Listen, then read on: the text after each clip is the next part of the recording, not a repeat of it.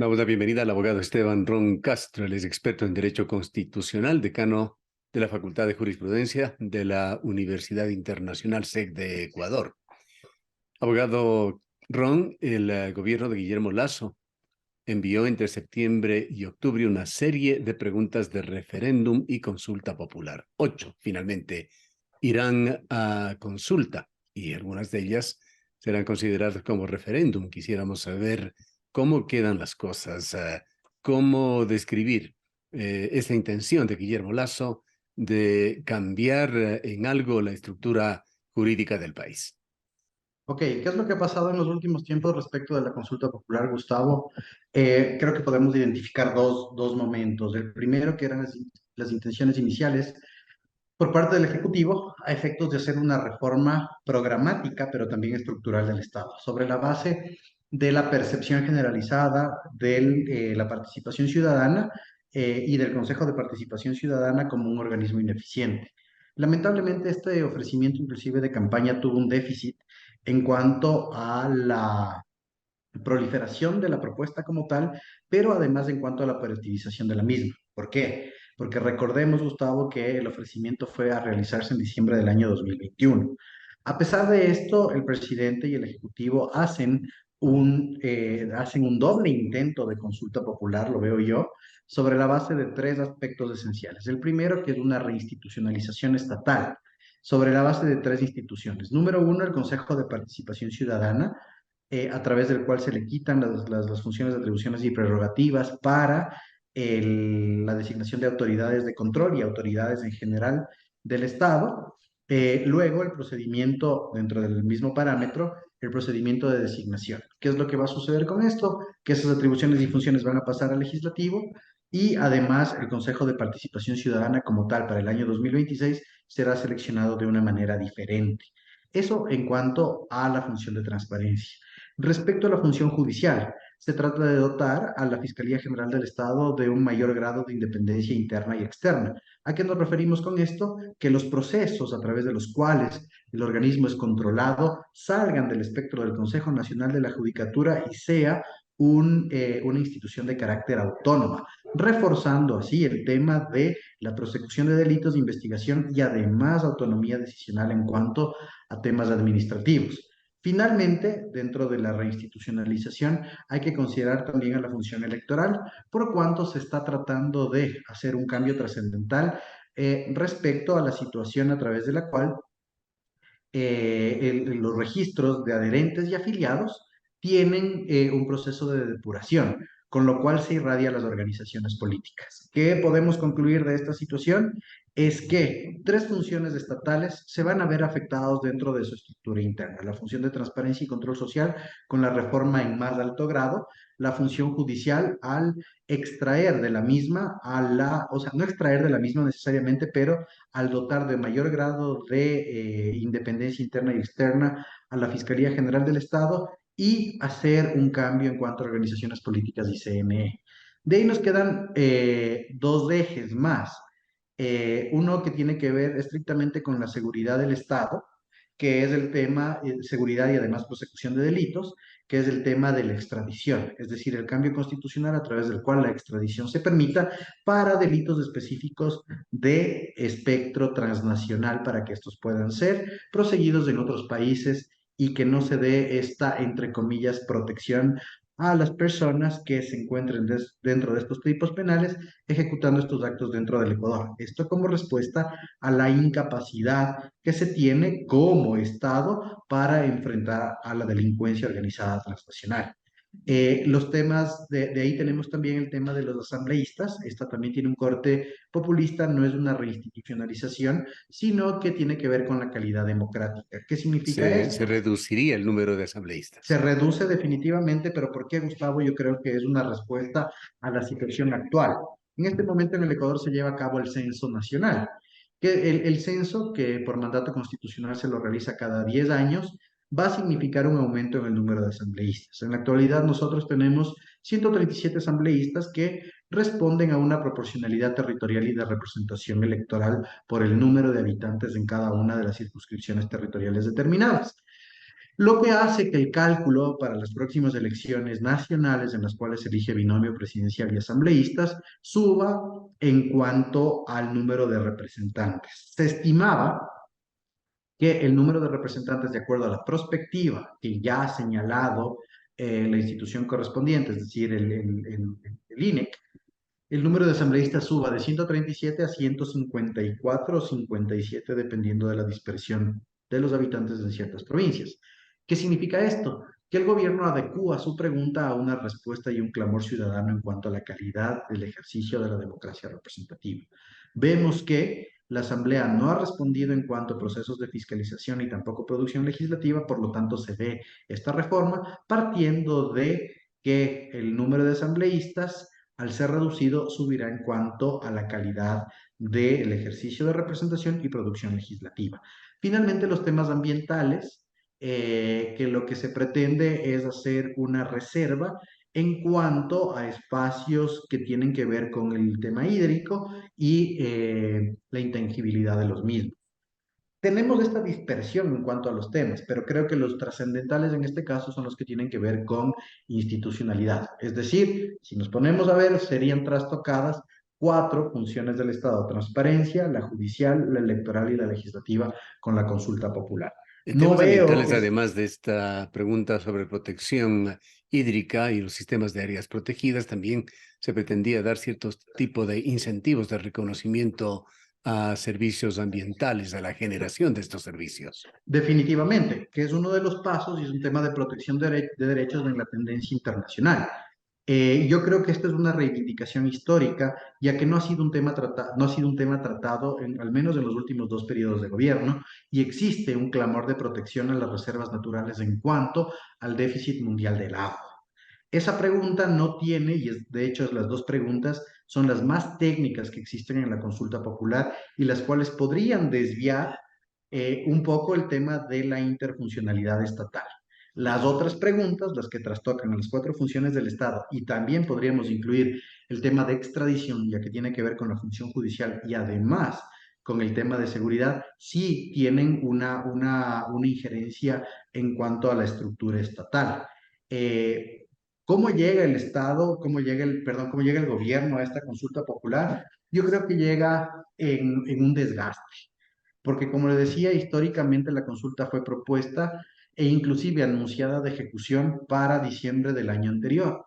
Sin embargo, los trámites se demoraron y además recordemos una cosa, que cuatro preguntas han sido declaradas u observadas, mejor dicho, por la Corte Constitucional. El Ujú. tema de las Fuerzas Armadas, a pesar de la Ya. insistencia del Antes, presidente antes Lajas, de pasar a las que no van, hay otra reforma que se propone, eso relacionado con el Código de la Democracia y el número mínimo de afiliados para movimientos y partidos políticos. sí, esa es la pregunta que trastoca el tema de la función electoral. ¿Qué nos dice la pregunta? Que desde que una vez que la consulta popular ha sido aprobada, en el caso de ser aprobada, se tiene que hacer una depuración del número de adherentes y afiliados que tienen actualmente las organizaciones políticas para ver si las mismas conservan la legitimidad democrática, que es un requisito que establece el Código de la Democracia, para que sigan funcionando. ¿Por qué? Porque el tema de la legitimidad democrática a través del otorgamiento de firmas lamentablemente se volvió un recurso funcional. ¿A qué me refiero con esto? A que las organizaciones políticas, en su proceso de inscripción ante el CNE, utilizaban funcionalmente a ciudadanos y ciudadanas a efectos del otorgamiento de una firma para posteriormente desafiliarse, lo cual desnaturaliza la representación de la organización política y esto es lo que se quiere recobrar. ¿En qué sentido, Gustavo? En que efectivamente se queden dentro de este registro las organizaciones políticas que aún están dotadas de dicha legitimidad democrática. Esto Ujú. es una respuesta a los escasos márgenes electorales que éstas han tenido en el último tiempo. Vemos organizaciones políticas de carácter nacional que ni siquiera han llegado al 1% de votación.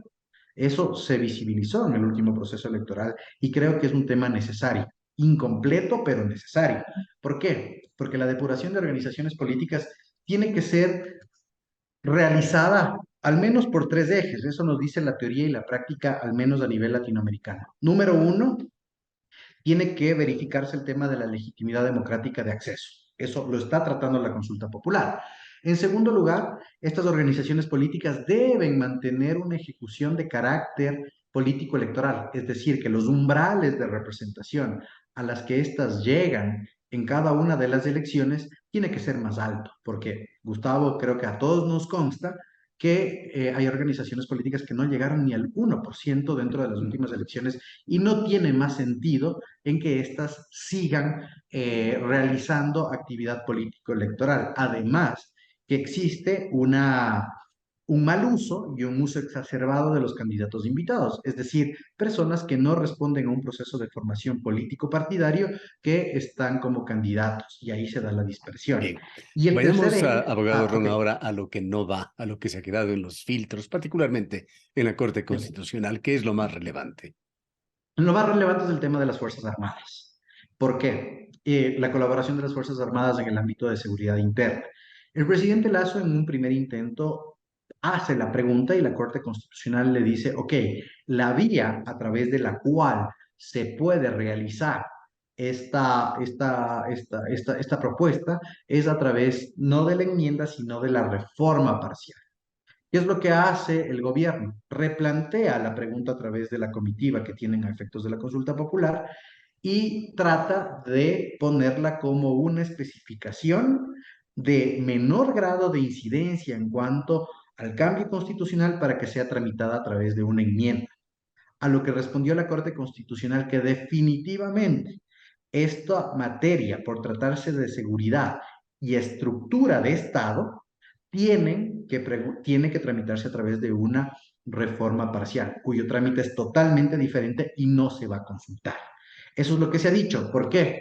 Porque existen límites, inclusive estándares internacionales, que limitan el actuar de las Fuerzas Armadas en cuanto a seguridad interna. Es viable siempre y cuando se condicione bajo tres circunstancias y eso lo dice la Corte Constitucional. Número uno, que existe un régimen de competencias adecuado. Número dos, que la actuación de las Fuerzas Armadas sea de carácter subsidiario. Y número tres, que se eliminen los estados perennes de excepción. Eso es lo que nos ha dicho la Corte Constitucional. Y las otras tres preguntas que quedan fuera, ¿qué nos ha dicho la Corte Constitucional? Efectivamente que estas pueden ser tramitadas a través de estrictas reformas legales. Además que existen dos vicios. El número uno es que los considerandos están induciendo a un voto y en segundo lugar que los anexos no tienen una institucionalidad jurídica adecuada. Analicemos las tres. Número uno, el tema del el destino de bienes decomisados para efectos educativos por ciertos delitos. ¿Qué es lo que ha significado esta, o qué nos ha dicho la Corte Constitucional en ese sentido? Que se confunde el decomiso con la confiscación y que eso se puede tramitar como una política pública. ¿Sí? Eso es lo más fuerte que ha tomado en este sentido la pregunta. Las otras dos preguntas, si hacemos un poco de memoria, tienen que ver con materia nuevamente de seguridad y la última pregunta tiene que ver con materia de materia tributaria. ¿Qué nos dice Bien, la Corte? ¿Qué nos dice? hay un Sí. tema que nos parece sumamente importante dejarlo claro, abogado Ron, que es el relacionado con el Consejo de Participación Ciudadana y Control Social y sus atribuciones. Se va a intentar recortar estas atribuciones o eliminar en cuanto a la elección de autoridades de control. Pero ¿en manos de quién va a quedar? Había una pregunta anteriormente con una fórmula híbrida con una importante participación del Ejecutivo que entendemos fue negada. Ok, qué es lo que va a pasar con esto? En primer lugar, las autoridades de control van a pasar a ser elegidas estrictamente por parte de la Asamblea Nacional. Número uno, todos los concursos, en el caso de que la consulta popular pase, todos los concursos van a ser declarados desiertos, ¿sí? Ujú. Y las autoridades serán prorrogadas hasta aproximadamente julio del 2024. ¿Por qué? Una vez que pase la pregunta, el gobierno, el Ejecutivo, tiene 180 días, es decir, 6 meses para enviar el proyecto de ley, los proyectos de ley, y la Asamblea tiene 365 días para tratar. Todas las autoridades van a ser designadas por la Asamblea Nacional, sea a través de concursos abiertos o por designación de ternas. ¿Qué Y a pasaría con esos través, procesos que se encuentran actualmente Se en declaran marcha en desiertos. este conflictivo Consejo de Participación Ciudadana y Control Social? Se declaran absolutamente desiertos en caso de A pasar. partir de cuándo? A partir de la publicación de los resultados. ¿Qué nos dice el Código de la Democracia? Que los resultados, en el caso de consulta popular, tienen que ser publicados 7 días después de la realización Claro, del esto sería proceso si es que se consultivo. aprueban esas Si es preguntas. que se aprueba, así es. Ujú. Es decir, el 12 de febrero nosotros tendríamos los resultados del próximo año, tendríamos los resultados y estos resultados generarían que se declare desierto todos los concursos. ¿Cuáles son los principales, Gustavo? Contralor, CNE y las defensorías. Ujú. Esos son los concursos que mayor trascendencia y en este momento se encuentran en comisiones.